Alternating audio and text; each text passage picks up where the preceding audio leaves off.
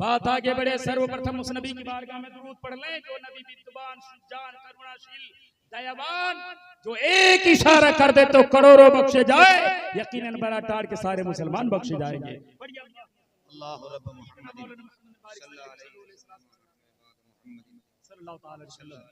आपकी मोहब्बतों से मैं बड़ा प्रसन्न हूँ।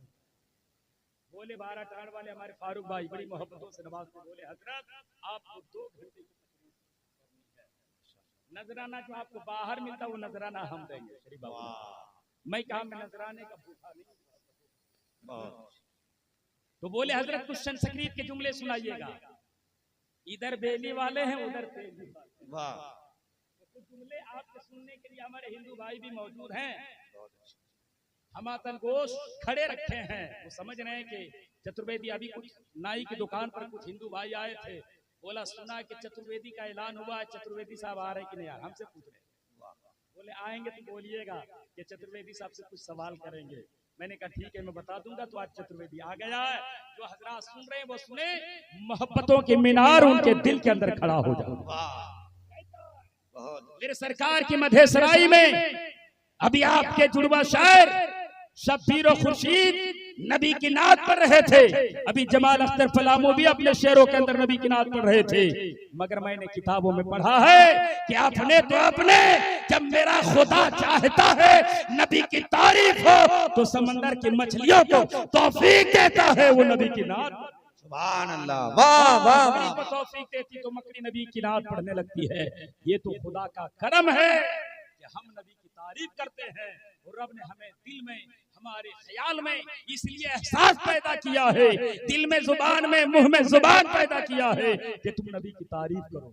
और नबी की तारीफ करने के लिए सिर्फ हम नहीं, अल्लाह रब्बुल इज्जत के 18,000 मखलूकात हैं। कोई ऐसी मखलूक नहीं है जो मेरे नबी की तारीफ नहीं करती।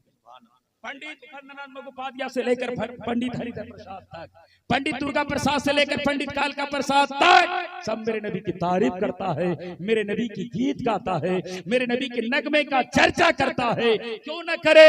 मेरा नबी महान है। नबी अभी आए नहीं है, मगर आदम अलैहिस्सलाम जब आए दुनिया में तो मेरे नबी के नगमे गा रहे हैं। ज़ुबूर में नबी के नात के तराने गाया जा रहा है। इंजील में नबी के सदाकत का ऐलान हो रहा है। और जब मैंने देखा ये सारी आसमानी ग्रंथ मेरे नबी की तारीफ करती है तो हमारे हिंदू भाइयों की मजहबी किताब भी मेरे नबी की तारीफ में बोलता नजर आता है, मेरे नबी की इश्क में बोलता नजर आता है। कभी पंडित बोलता है, कभी महाराज बोलता है, कभी शंकराचार्य बोलता है, और जब बोलने पर आता है तो मेरे नबी की शान में पंडित महेंद्र सिंह अशक जी बोलता है।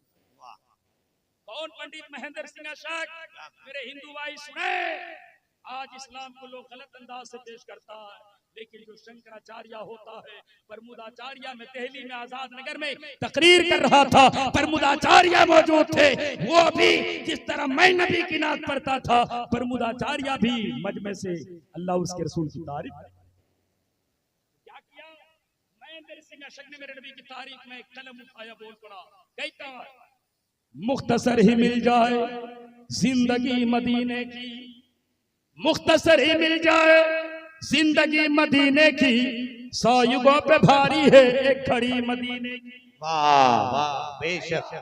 1000 बार कोई बासुकीनाथ देवघर काशी मथुरा में जन्म ले तो जन्म लेना बेकार है, और नबी के शहर में एक लम्हे की जिंदगी मिल जाए तो कामयाब। अभी अल्लामा अलहाज मुबारक साहब किबला जाएंगे मदीना। हम गरीब आदमी तो जा नहीं पाएंगे, मगर दिल की कैफियत क्या है सुनो। हिंदू कहता है जब वहां से लौटोगे पांव धो के पी लूंगा, जब वहां से लौटोगे पांव धो के पी लूंगा, किस्मतों से मिलती है खाक भी मदीने की। वाह, नारे तकबीर। क्या मेरे नबी की शान, नारे तकबीर, नारे रिसालत। क्या मेरे नबी की शान है। अपना तो अपना बेगाना भी कुर्बान है। देखा जब महेंद्र सिंह अशक ने कलम उठाया नबी की इश्क में बोला तो एक और पंडित था जिसका नाम था कालका प्रसाद। कहता ओ पंडित महेंद्र सिंह अशक, तुम नबी के गुलाम हो, तुम नबी की उम्मत हो। जब तुम नबी की उम्मत हो के नबी की नात पढ़ सकते हो तो मैं कालका प्रसाद हूँ। मेरे माथे पे चंदन का टीका है, मेरे हाथों में त्रिशूल है। मैं भी देवघर काशी मथुरा गया हूँ, जा गया मेरे दिल की कैफियत ना बदली, मगर जब नबी की तारीफ किया तो दिल की कैफियत बदल गई। पंडित कालका प्रसाद और बोल पड़ा, कहता है अगर शम्सो कमर को कोई हाथों में उठा ले और नेमत कौनैन को दामन में छुपा ले, फिर कालका प्रसाद से पूछे कि तू क्या ले, नालैने मोहम्मद को मैं आंखों से लगा ले। कहता मेरे नजरों के सामने कोई आसमान का चांद ला कर रख दे, सूरज ला कर रख दे, कायनात की दौलत ला कर रख दे और कहे कालका प्रसाद ये दौलत है, ये शोहरत है, ये इज्जत है, ये हुकूमत है, ये हीरा है, ये मोती है, ये चंपा है जो जूही है, क्या लोगे? कालका प्रसाद कहता है सारी दौलत को मैं लात मार दूंगा और नबी की जूती से लगे मिट्टी मिल जाए तो मैं आंखों का सुरमा बना लूंगा। वाह, अरे क्या कहने। बारह टाड़ वालों मुकद्दर पे नाज करो। ए शब्बीर बाब, ए शरीफ बाबू आप भी मुकद्दर पे नाज करो। आपने बाप के नाम पे इतना बड़ा जलसा किया है, मेरा ईमान है आप गुनहगार हो, आने वाला गुनहगार है, हम तकरीर करने वाला गुनहगार है, मगर जो मदीने वाले सरकार की बातें हो रही है, रब ने एक बात को कबूल कर लिया, अल्लाह आपके बाप के सारे गुनाहों को माफ कर दे। जिंदाबाद।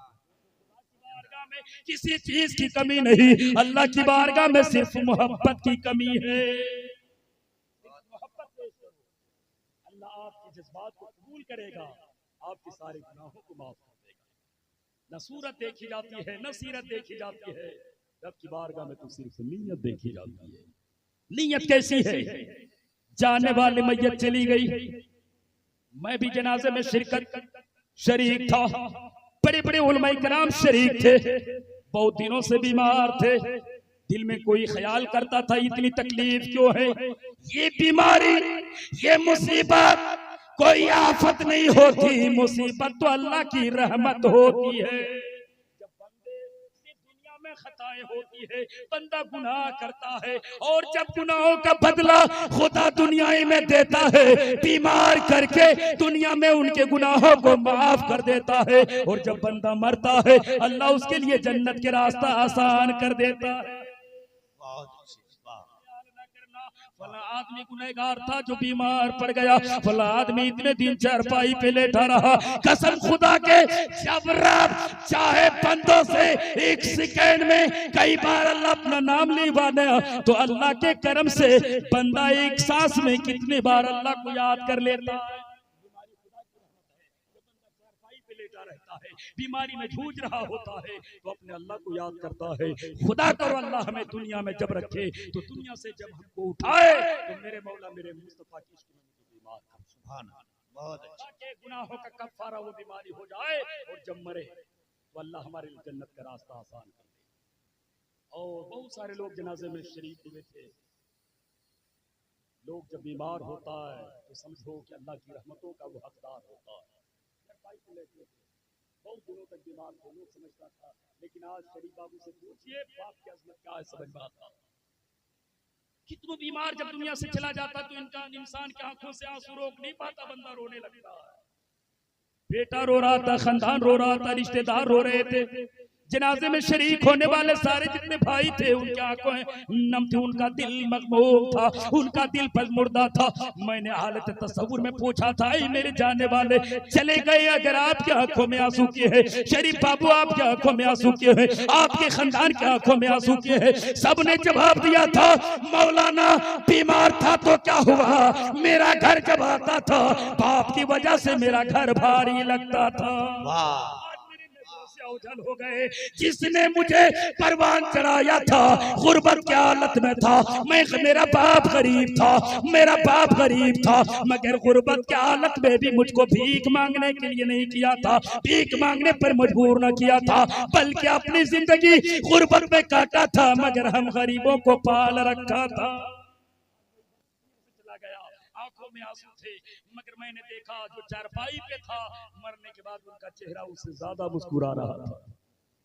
मैंने हालत तस्वुर में पूछा, हो जाने वाले, जब तुम चारपाई पे थे तो तेरा चेहरा इतना चमकता ना था, अब जा रहे हो तो तेरा चेहरा क्यों चमक रहा है? तस्वुर की दुनिया में जवाब दिया, ओ मेरे खानदान वाले क्यों रो रहे हो, ओ मेरे चाहने वाले क्यों रो रहे हो? सबने कहा अब्बा मैं आज किससे कहूंगा, किसी ने कहा भाई मैं किसे कहूंगा, किसी ने कहा चचा मैं किसे कहूंगा। अब तो चले हो, खैब से आवाज आई, मुर्दे के तस्वुर से उनके दिलों से आवाज आई, मरूद पुकार के कहता, ओ मेरे बेटे न रो, ओ मेरे खानदान वाले ना रो। जब तक मैं जिंदा था दुनियादार का चेहरा नजरों के सामने होता था, आज मैं मरा हूं तो दुनियादार का चेहरा नहीं, मदीने के ताजदार का चेहरा मेरे नजरों में है। वाह वाह, नारे तकबीर, नारे रिसालत, अजमत खैरुल वरा। कौन कहता है कब्र में अंधेरा होगा, कोई कहता कब्र में जाओ तो कीड़े पड़ेंगे, कोई कब्र में कहता है अजाब मुसल्लत होंगे। मैं कहता हूँ कब्र में कीड़े उनके पड़ेंगे जिनका सीना मेरे नबी की इश्क से खाली होगा, मगर जिनका सीना इसके बिलाल में रंग जाएगा, जिनका सीना मेरे ताज शरिया के रंग में रंग जाएगा, उनकी कब्र ही जन्नत की क्यारी बन जाएगी। बहुत अच्छे भाई, वाह। मगर अहले सुन्नत वल जमात से ताल्लुक रखता था, नबी का आशिक था, क्योंकि जो नबी का आशिक होता है उनका ठिकाना जहन्नम में नहीं जन्नत के बागों में।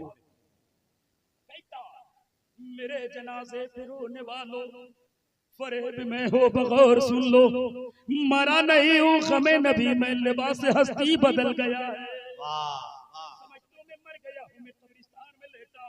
यार सुनो, तेरी नजरों में इतनी ताकत नहीं कि तुम मुझे देख सको, लेकिन जब से मैंने नबी का रुखे जमाल देखा है, मेरे नजरों में इतनी ताकत आ गई है। मैं अपनी कब्र से रहता हूँ, मैं अपनी कब्र में रहता हूँ, मगर मैं अपने सारे खानदान को देखा करता। अल्लाह वालों की नजरें बहुत तेज हो जाती है, हमसे बेहतर है वो कब्र के अंदर आराम कर रहे हैं। दुआ करो अल्लाह इस जलसे के सदके, हम गुनहगारों के आने के सदके, इन उलमा इकराम के कदमों की बरकत से अल्लाह हमारे शरीफ भाई के वालिद बुजुर्गवार को करबट जन्नत नसीब फरमाए। वो एक चैप्टर में शन तकरीर का सुना देता हूँ, कहा मुझे कि शन तकरीर ही में बोलिएगा, वरना ये मेरी मजबूरी है। हजरत अल्लामा जमाल साहब किबला जहाँ जाइए थोड़ी उर्दू बोलिए, शन तकरीर का डिमांड होता है। अभी मेरी तारीख कल थी, आप गालिबन खाजा उस्मान साहब थे, तो वहाँ बहुत सारे हिंदू लोग थे, हिंदू लोग थे जो जिस तरह भी इनाम हमारे मुखिया जी ने करीम साहब ने दिया, हिंदू भाई आके इनाम दे रहे थे। मैं दिल ही दिल में सोच रहा था, जब नबी की तारीफ दुनिया में करता है अपना तो अपना बेगाना इनाम देता है, तो जो नबी की तारीफ करके चला जाएगा तो अल्लाह कब्र में इनाम क्यों नहीं देगा? नबी की शान में क्या मुख्तार बात बड़ी मुस्कुरा रहे कहता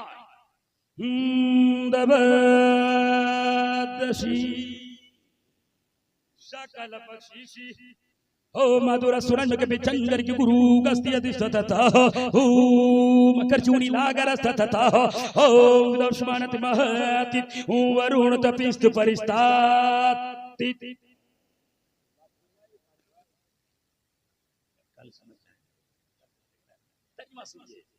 कहता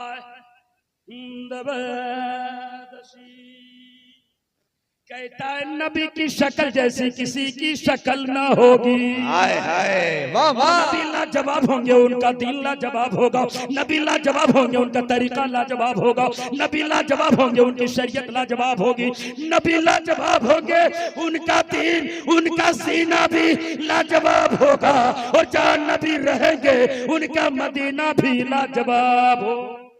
वाह वाह वाह, क्या कहने।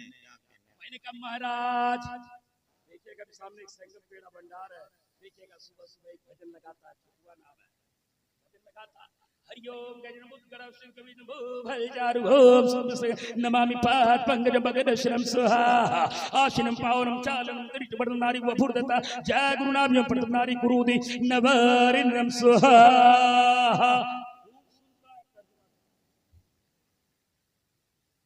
मैंने एक दिन पूछा था भाई कुछ समझदार नहीं बोलता ये तो उनकी भक्ति कर रहा है कहना ही तर्जुमा तुमने सुना नहीं पंडितों ने गलत किया आज अक्सर चतुर्वेदी गलत नहीं सही करेगा तर्जुमा क्या कहता हरिओम गजाननम उद्गराभिषेकं कविजन भूभलचार ओम सुखमनस्कार नमामि पाद पंकजं भगन श्रम स्वाहा आशनं पावरं चालं निर्जबडं नारी वभूर्दता जा गुरुनाभ्यं प्रथम नारी कुरुदि नवारिनम स्वाहा। कहता ये मंत्र जपने से उनके गुनाह माफ होगा मगर पंडित काल का प्रसाद कहता है ये मंत्र पढ़ने से गुनाह माफ नहीं होता गुनाह माफ होता तो ये कहना पड़ता है ला इलाहा इल्लल्लाह हरनी पापनी ला इलाहा परम पदम जन्म बेकुट परा तू जपे नाम मोहम्मद। मोहम्मद का नाम जपते रहो काशी मथुरा में जाओगे तेरी सारी मुराद पूरी होगी मगर जब नबी के शहर में जाओगे तेरी बातुनी मुराद पूरी हो जाएगी।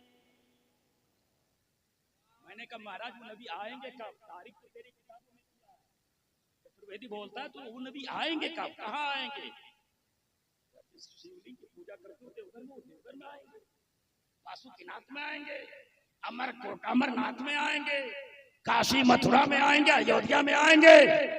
बोले मौलाना नहीं मैंने बोला फिर कहाँ आएंगे कहा इलाना भी इला इस पर जमीन के बीचों बीच में आएंगे। बोले बोला जमीन के बीचों बीच में आएंगे मैंने कहा महाराज जमीन के बीचों बीच है कौन सा हिस्सा बोले मौलाना जमीन के बीचों बीच न देवघर है न काशी न मथुरा न अयोध्या न फैजाबाद न देवघर। मैंने फिर कहा क्या बोला जमीन के बीचों बीच है मक्कतुल मुकर्रमा मक्कतुल मुकर्रमा।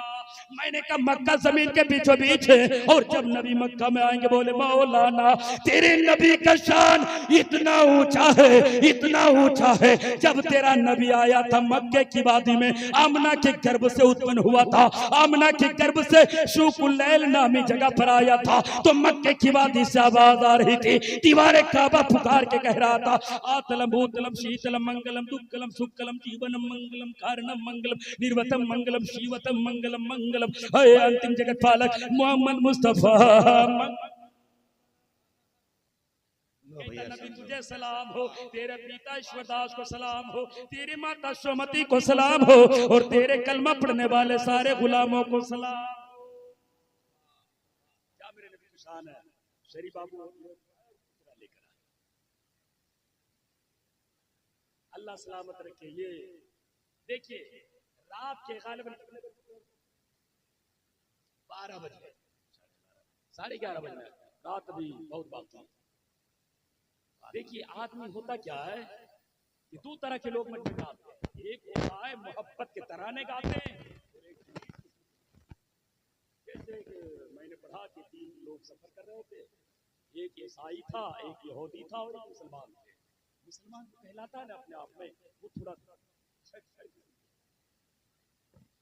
यहूदी और जब सारे लोगों ने कहा कि भूख लग गई खाना निकालो सबने खाना निकाला निकालने के बाद क्या किया कि खाऊं तो खाना इतना मुख्तसर था कि एक वक्त कदरे जरूरत एक आदमी का पेट भर सकता था बाकी 2 का पेट नहीं भरता। तो लोगों ने एक रास्ता निकाला कि हजरत कोई ऐसे मसला निकालो कि जो सबसे अच्छा ख्वाब देखेगा वही ये खाना खाएगा। ठीक है मुसलमान तो बड़ा होशियार होता है ठीक है तो यहूदी का ठीक तीनों सो जाओ तीनों सो गए वो तो सो गया हकीकत में और मुसलमान मटिया गया बोला सो जाओ हम उठेंगे तो खा लेंगे। जब दोनों खर्राटे लेने लगा मुसलमान उठा पूरा खाना खा के चुपचाप मटिया दिया और जब थोड़ी देर के बाद उठा तो उठने के बाद बोला अपना अपना ख्वाब सुनाओ। यहूदी बोला क्या यार मैं इतना अच्छा ख्वाब देखा मेरे ख्वाब में मूसा अलैहिस्सलाम आए मुझको जगाया उठाया और मुझको कोहे तूर पर लेके गए सही कराया मैं बड़ा अच्छा ख्वाब देखा। वो सोचा जब मैं अच्छा ख्वाब बयान करूंगा तो खाना मुझको मिल जाएगा। बोला बगल में ईसाई, तुम बताओ तुमने क्या देखा? बोला यार उससे भी बेहतर मैं खाब देखा, खाने का हकदार मैं। बोला क्या देखा? बोला ईसा अलैहिस्सलाम आए, मुझको जगाया और मुझको पहले आसमान, दूसरे आसमान, तीसरे आसमान, चौथे आसमान का सैर कराया। मैं बड़ा मस्त खाब देखा, खाने का हकदार मैं हूँ। बोला यार मुसलमान को भी दिखाओ, ये सोया हुआ उठाया। बोला यार तुमने क्या देखा? बोला यार मैं जो देखा हूँ ना बयान करने के लायक नहीं। बोला बताओ ना सब। बयान नहीं करोगे तो ख्वाब खराब होगा, तो खाना हम खा लेंगे।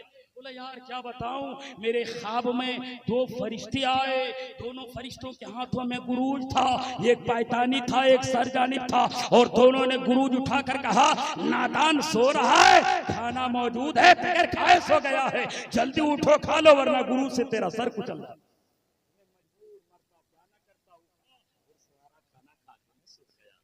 बोला ये दोनों यहूदी और ईसाई, बोला बे मेरे बगल में मैं सोया था, मुझको क्यों नहीं उठाया?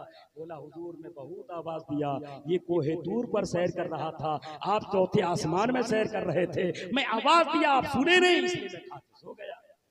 बात ऐसी तो नहीं है, ये क्या ये नहीं, मुसलमान हो दिल भी मुसलमान का पैदा करो और बता दो कि या नबी कह के जो सदा देता है, बिगड़ा हर काम खुदा उसका बना देता है, वो खुदा है जो मोहम्मद से मिलाता सबको, वो मोहम्मद है जो खुदा से मिलाता। वाह बहुत अच्छा। मैंने कहा नबी कब आएंगे, दिन कौन सा होगा? बोला तब शीशक ओ मधुर हस, कहता हिंदी में जेठ का महीना होगा, अरबी में रबीउल अव्वल का महीना होगा, तारीख 12 होगी, दिन 2 शुम्बा का होगा, रात जा रही होगी, दिन आ रहा होगा, और नबी के नूर से सारा संसार जगमगा रहा हो।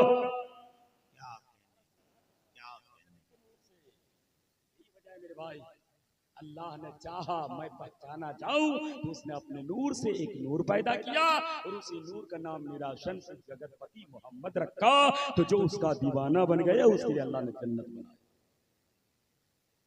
जन्नत सबके लिए नहीं, मुस्तफा के गुलामों के लिए, नबी के वफादारों के लिए है। मुसलमानों आप यहाँ किसी और की मोहब्बत में नहीं, मुस्तफा जाने रहमत की मोहब्बत में बैठे हो, दिल में ख्याल करके बैठो, गुनाहों का समंदर लेकर बैठे हो, नबी का करम हो जाएगा तो हम खताओं से पाक होकर जन्नत का हकदार बन के उठेंगे। तो चैप्टर और एक सुना देता हूँ क्योंकि ये मेरा इलाका है, गालिबन कभी मैंने इस तरह के चैप्टर मैंने सुनाया नहीं। देखिए हसीबुर रहमान साहब को रहा नहीं आया, माशाअल्लाह, नारे तकबीर, नारे रिसालत। अच्छा आप लोग को क्या हो गया? नारा मैं लगा रहा हूँ, जवाब मोहब्बत से जवाब दीजिए। आलिम नबील फाजिल जलील नाइब रसूल आ रहे हैं, मोहब्बत से इस्तक़बाल कीजिए। नारे तकबीर, नारे रिसालत, मसलके आला हजरत, जश्न ईद मिलादुन नबी। बहुत बड़े खतीब, इतने बड़े खतीब जिसको सुनेंगे तो आपका दिल, हृदय, कल्ब एकदम बिल्कुल गदगद हो जाएगा और आपका सीना इसके ताजु शरिया का बरेगा। वाह इंशाअल्लाह। बैठिए दुआ फरमाइए चक्रवर्ती महाराज के 10 मिनट। हमारे इमरान हुसैन यादी से आपने सुना क्या रंग था, अभी तो मुकम्मल दिया नहीं, क्योंकि उलमा इकराम की कसीर तादाद है और इन्होंने अपना वक्त ख्याल किया। हमारे सबा गुदावी साहब किबला का वो अंदाज रंग जब देखा तो दिल की आवाज निकल गई। मेरे सरकार की मदह सराई दुनिया के सारे पंडितों ने अपनी जुबान में कर डाला। मैं था सारट में और कुछ दिन पहले था हजरत मुबारक हुसैन साहब किबला आपके इलाके में दामोदरडी, गिरिडीह में एक जिला है दामोदरडी, और वहाँ एक कुछ दिन पहले जानते हैं हजरत, ये मैं आपके पलामू में कहा था, रेणुकोट में कुछ दिन पहले था, हमारे हजरत थे, मैंने कहा सुनो गिरिडीह में एक जिला दामोदरडी है, वहाँ चारों तरफ हिंदुओं की आबादी, जिस तरह भी कोलरिया ढड़वा इस तरह सारे लोग, उसी तरह चारों तरफ हिंदुओं की आबादी थी। लोगों ने कहा था मस्जिदों में आजान ना दो, तुम पहले हिंदू थे बाद में मुसलमान बने हो, इसलिए घर वापसी करो। मस्जिदों में ताला लगा दिया था। अख्तर रजा चतुर्वेदी मेंबर रसूल पे बोलता है, गिरिडीह बहुत दूर नहीं जाकर देख लीजिएगा, चतुर्वेदी को बुलाया था। अल्लाह के करम से जितने यहाँ लोग बैठे थे इससे ज्यादा वहाँ मीडिया प्रशासन मौजूद थे, बड़े बड़े पंडित मौजूद थे। मैंने कहा था मेरे भाई अभी तक तूने कुरान की बात सुनी थी, तौरात और ज़बूर की बात सुनी थी, आज अख्तर रजा कुरान और हदीस की बात नहीं करेगा, तेरे धर्म की बात करेगा और तेरे किताबों की बात करेगा। और किताब में तेरे दाढ़ी का भी जिक्र मिलेगा, नमाज का भी जिक्र मिलेगा और आजान का भी जिक्र तेरी किताब दामोदर की धरती पर मैंने कहा था, ऐ नोट करने वाले नोट करो, ब्राह्मण तुम भी नोट करो, पंडितों तुम भी नोट करो, क्योंकि सिर्फ माथे पे चंदन का टीका लगाने से कोई योगी जोगी नहीं बनता, नबी का इश्क सीने में बसाने से बंदा योगी और जोगी बनता। नबी का इश्क नहीं तो कुछ भी कर लो कामयाब नहीं है। मैंने कहा किताब का हवाला नोट करो, तुम कहते हो नौवा को बुलाते हो, मुसलमानी करवा लेते हो, कटवा लेते हो, फिर तुम मुसलमान कहलाते हो। मैंने कहा सुनो, तेरी किताब का नाम है भविष्य कुरान, खंड नंबर है 3, मंत्र नंबर है 25, 26, 27। अख्तर रजा चतुर्वेदी डंके की चोट पे कहता नोट कर लो। मंत्र सुनो क्या कहता, कहता लिंग छदि शकाई संग तन संपूर्ण धारी अचला सी सर्वची भविष्यति जन्म मुस्लिम संस्कार किशोरी भविष्यति। कहता जो जगतपति मोहम्मद होंगे, लिंग छदी शकाय संग तन वो खतना सूदा पैदा हो। वाह वाह वाह वाह वाह वाह। नबी का खतना किया हुआ था कि नहीं? नबी का नाभि कटा हुआ था। अब मौलाना जमाल साहब किबला कहेंगे मेरे मौला क्या बात है, क्या राज है, सारे अंबिया को तूने पैदा किया, खतना शुदा न पैदा किया, मगर जब अपने हबीब मोहम्मदुर रसूलुल्लाह को जन्म दिया तो खतना शुदा क्यों पैदा किया? रब ने खैब से, रब की रहमतों ने जवाब दिया, ओ दुनिया वालों सुनो, जमाने में कुछ लोग फिरके ऐसे होंगे जो ये कहेगा अगर नबी की नाभि कटी ना होती, नबी की नाभि नबी का खतना किया ना होता, एक फिरका होता कहता नबी नाई के मोहताज है, नबी दाई के मोहताज है। रब ने बता दिया जो मेरा नबी होगा वो किसी का मोहताज नहीं, सारा जमाना नबी का मोहताज हो। वाह वाह क्या कहने, माशाल्लाह, नारे तकबीर, नारे रिसालत। नाभि भी कटा हुआ था तो खतने का जिक्र आया ना, तुम कहते हो बाद में मुसलमान बनते हो कटवा लेते हो, तब इस्लाम में तो तब से खतना आया है जब तुम नहीं। आगे कहता लिंग छदि शकाय संग तन संपूर्ण धारी, पीछे जट्टा देखिएगा, लुंगी पहना है, जंगिया पहन के घूम रहा और इतना बड़ा जट्टा रखा। मेरी किताबों में क्या सुना, कहता संपूर्ण धारी अचला सी सर्वची भविष्यति जनों, कहता जो जगतपति मोहम्मद होंगे वो पीछे जट्टा न रखेगा, संपूर्ण धारी उनके चेहरे में दाढ़ी होगी। क्या बात, देखिएगा आज भी भारत के सर्वे के मुताबिक अगर 7.5 लाख पंडित हैं तो 6.5 लाख पंडितों के चेहरे पर दाढ़ी है। दाढ़ी वालों से मीडिया वाले का खूब नफरत है।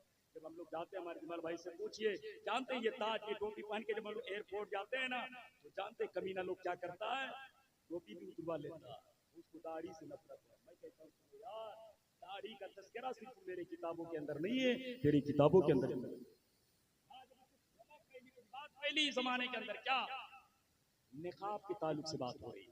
बोले तुम लोग निकाब पहनते हो, औरतों को कैद में रखे हो, औरतों को गुलाम बना के रखे हो। मैं कहता हूँ नादान मेरी किताब ना पढ़ो, तेरे किताबों के अंदर भी निकाब का जिक्र मौजूद है।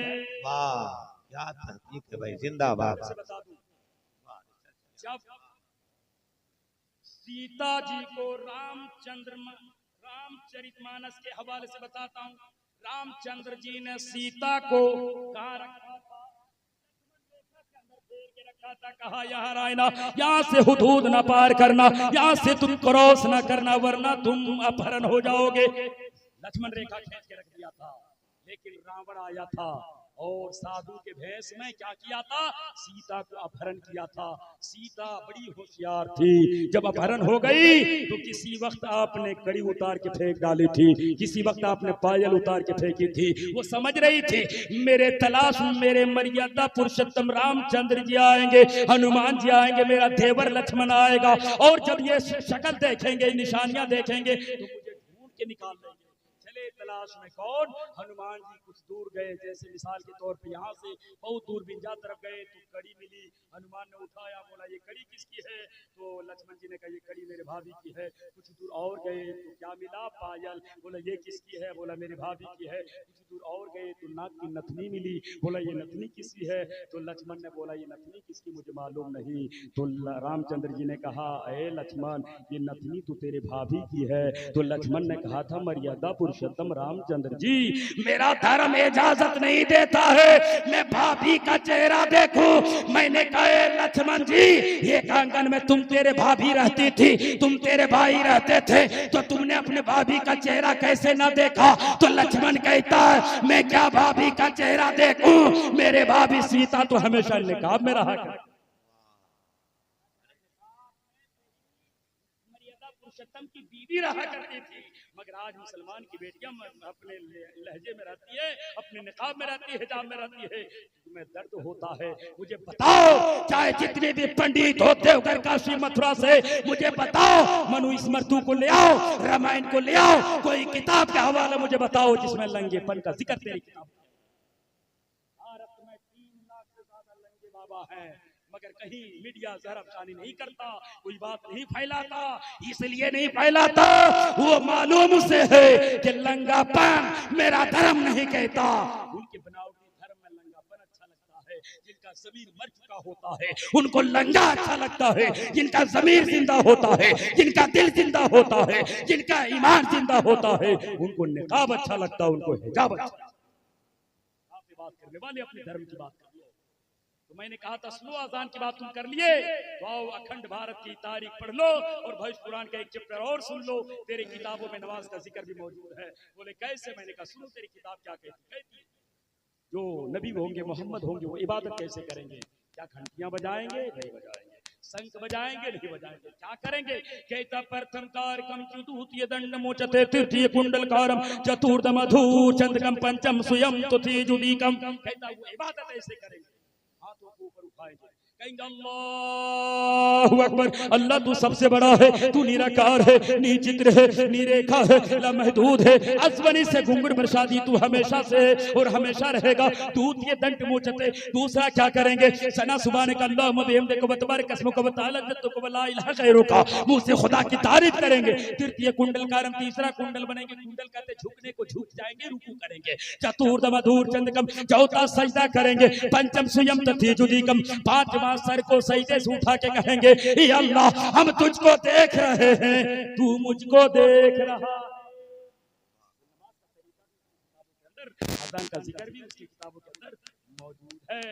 आज देख लीजिएगा दामोदरडी में उसी वक्त एक हमारे हिंदू भाई आए, भगवा रंग का गमछा मुझको गले में डाल दिया और 500 का इनाम दिया और बोले मौलाना अगर इस तरह लोग भारत में रहेंगे तो भारत में दंगा नहीं, मोहब्बत की पाठ बटेगी, मोहब्बत का दर्श। इसलिए मैंने कहा सुनो मेरे भाई, मैं कहता हूँ बहती है जो देश में गंगा बहने दो, क्यों करते हो आपस में दंगा रहने दो, लाल हरे रंग में ना बांटो हम सबको, पर छत के ऊपर एक तिरंगा रहने दो। हम मोहब्बत की भीख मांगते हैं, हम अमन की बात करते हैं और दुनिया को बता देते हैं हम वतन के लिए मरना भी जानते हैं, हम वतन के लिए मारना भी। अल्लामा फजल खैराबादी ने बताया था, ये सारी तारीख हमारे पूर्वजों की है, ये सारी तारीख हमारे बुजुर्गों की है। इसलिए मुसलमान अपने वतन के लिए जीता है, अपने वतन के लिए मरता है और जमाने को पैगाम देता है। हे दुनिया वालों सुनो सुनो, मैं एक ही पैगाम देता हूँ, खुद को आजमाओ तो पहले, कुछ नया करके दिखाओ तो पहले, बन ही जाएंगे मंदिर और मस्जिद, दिल से दिल को मिलाओ तो पहले। यही साले सबाब की महफिल है, अजमत वालिदैन की महफिल है। इस पर बात मौलाना हसीबुल कादिर साहब से मिला करेंगे। मुझे मजबूरी मेरी थी कि मैं चंद बातें उधर की कर दिया ताकि अपने लोग से ज्यादा उधर के लोग मेरी तकरीर सुन रहे थे। मैं रब के बार में प्रार्थना करता हूँ, दुआ मांगता हूँ, गुहार लगाता हूँ इतने बड़े बड़े हस्तियों के सामने मैं अपना वक्त बर्बाद ना करके ये कह दूं, है प्रतिपालक सुरक्षा करो उस अवैध दुष्ट शक्ति से जो पुण्य का नाश करके पाप का आदेश करता है और हमें सीधे मार्ग का दर्शन करा दे। और ये दुआ करते हैं प्रतिपालक, ये डायरेक्ट अल्लाह की बार की दुआ करते हैं, सारे प्रशंसा उस परमात्मा परम शक्तिमान के नाम है जो संपूर्ण जगत का ब्रह्मांड है, खालिक है, मालिक है, जिसने कुल कह के कायनात को पैदा किया है। वो अल्लाह एक है, इबादत उसी की करो, वो अल्लाह एक है, नाम उसका अनेक है, इसलिए उसी की इबादत में जिंदगी है, उसी की इबादत में बंदगी है। अल्लाह ने सर को पैदा किया इसलिए सबसे आला झुकाओ खाने काबा के सामने, दिल को बनाया नरम, बिछाओ मुस्तफा के रोजे के सामने, क्योंकि यही वो सीना है, इसी सीने में दिल है, दिल में अदा है, अदा में हया है, हया में नजाकत है, नजाकत में शौकी है, शौकी में शरारत है, शरारत में गुस्सा है, गुस्सा में बनावट है, बनावट में अपना हट है, अपना हट में चाहत है, चाहत में शफकत है, शफकत में उल्फत है, उल्फत में प्यार है, प्यार में मोहब्बत है, मोहब्बत में इबादत है, और उसी इबादत का नाम मोहम्मद मुस्तफ़ा की मोहब्बत है। अल्लाह की बारगाह में दुआ करो, अल्लाह हम सबको नबी की मोहब्बत में जीने मरने की तौफीक को रफीक अता फरमाए। मेरे कहने में आपको सुनने में कोई खामी गलती लफ्ज़ हो गई है तो पूरा मजमा पढ़ लें जोर से। अस्तगफिरुल्लाह रब्बी मिन कुल्ली ज़ंबि व अतूबु अलैहि हक़ ला इलाहा इल्लल्लाह मुहम्मद।